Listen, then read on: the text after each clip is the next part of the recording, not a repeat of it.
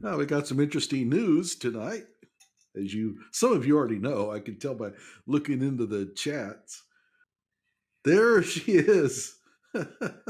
Chrystul Kizer has been nabbed. She's no longer the lonesome fugitive.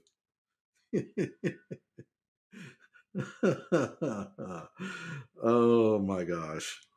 So, what does this mean? Well, I was thinking about Crystal being out there on the run. Down every road, there was always one more city, right? She was on the run, but we all know that the highway was her home.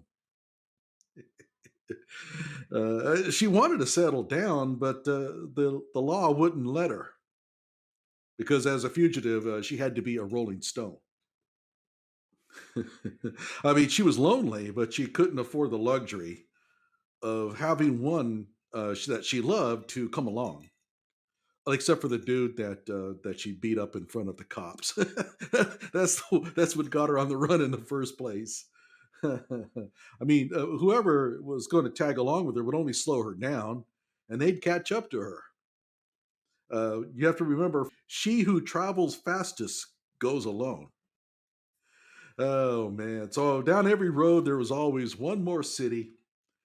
She was on the run, and the highway was her home. Chrystul Kizer, the fugitive. There she is.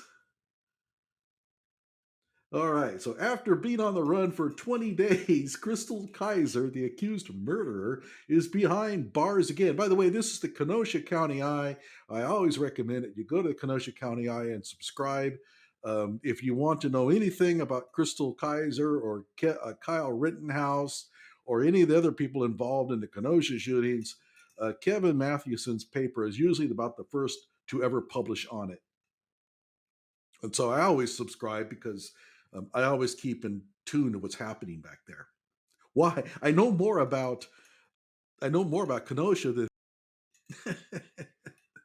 I seriously do. I know the political structure is where I live. After being on the run for 20, oh, I already read that. Kaiser is accused of killing Kenosha pedophile Randall Volar III on alleged pedophile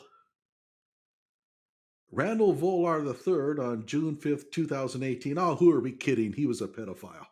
Torching his house to basically remove the evidence, as she admitted, stealing his car. And that's why she was doing it in the first place.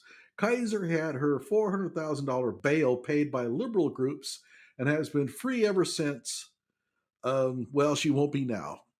And a lot of people have been asking, like, what happens to the bail money? And I don't think anything happens to it as long as she shows up for her trial. Now, Kevin might know more than I do about that because he lives in Wisconsin, but that's my understanding.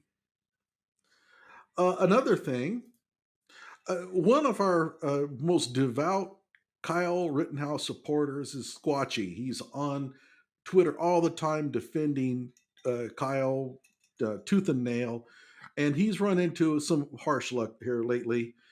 He has an autistic son who needs a computer for his education. I guess there's a therapist that can help him, but he needs a computer for it.